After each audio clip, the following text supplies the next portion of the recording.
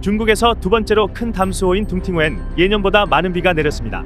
지난 5일 제방 아래쪽으로 물이 새면서 지반이 조금 내려앉기 시작하자 호수바닥에 구멍을 막겠다며 생각해낸 묘체. 트럭에 모래를 채워 호수로 빠뜨리는 방법입니다. 그러나 아무런 효과를 보지 못한 채 제반 붕괴는 시작되고 몇 미터의 틈이 생기면서 물줄기가 형성됩니다. 복구 작업에 나선 당국은 전혀 갈피를 잡지 못하고 바지선에 모래를 잔뜩 실어와 공중에서 뿌리기 시작합니다. 트럭을 빠뜨리는 작업도 여전합니다. 붕괴 범위가 10m도 안 됐을 때 물속으로 들어가는 18번째 트럭. 운전자는 트럭이 물에 빠지기 직전에 위태롭게 차에서 뛰어내립니다. 끝도 없이 동원된 트럭들, 쓸모없는 낭비로밖엔 보이지 않는데요. 뒤늦게 모래가 아닌 커다란 돌을 이용해 복구해보려고 하지만 때는 이미 늦었습니다.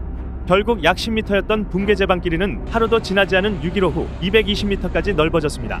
1998년 양쯔강 대홍수 이후 최악의 재앙이란 분석이 나올 정도로 인근 지역은 완전히 물에 잠겼습니다. 인구 약 50만 명의 화룡현으로 가는 모든 도로가 통제됐고 도시와 마을은 수중도시처럼 변해버렸습니다. 중국중앙TV에 따르면 당국은 인근 주민 약 6천 명을 대피시켰습니다.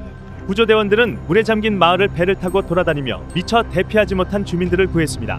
해외 순방 중이던 시진핑 국가주석은 사고 소식을 듣고 상황이 심각하다며 주민들의 생명과 재산을 보호하는 데 만전을 기하라고 지시했습니다. 중국 안팎에선 이번 홍수는 인재라고 비판하는 목소리가 커지고 있습니다. 제방에 작은 틈이 생겼을 때 막지 못했을 뿐 아니라 약해진 지반위로 무거운 트럭을 계속 지나가게 하면서 제방 붕괴 범위를 계속 넓힌 꼴이 됐단 겁니다. 중국 웨이보에 게재된 복구 작업 영상엔 수천 개 넘는 댓글이 달렸는데 대부분 방법이 잘못됐다는 지적이 많았습니다. 물속에 들어가면 바로 흩어질 모래와 강한 유속을 버텨낼 수 없는 빈 트럭으로는 제방을 막을 수 없다는 비판이 이어졌는데요. 심지어 컨테이너가 있으면 더 좋을 것 같다는 의견도 등장했는데 중국은 제방 붕괴 범위가 커지자 정말로 컨테이너를 헬기에 매달아 물속으로 던졌습니다. 그야말로 밑빠진 독에 물붓기가 따로 없습니다. 이렇게 급박한 와중에 제방으로 버려지는 트럭과 복구 작업에 투입된 굴삭기 등엔 모두 빨간 현수막이 걸려 있었는데 이를 두고 보여주기식 행정이란 비판도 쏟아졌습니다. 당국은 구조대원 2,100여 명과 배 160여 척, 모래와 자갈 약 5만 톤을 투입했는데요. 붉은 깃발을 내세우고 줄을 맞춰 구조 현장에 도착하거나 한 명이라도 더 구해야 하는 상황에 단체 기념사진을 찍고 있는 모습이 포착되면서 누리꾼들의 문매를 맞았습니다.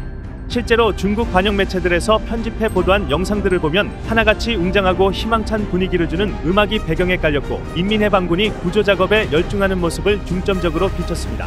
한편 지난달 중순 이후 중국 남부의 홍수가 계속되는 가운데 지금까지 50여 명이 넘는 사망자를 냈습니다.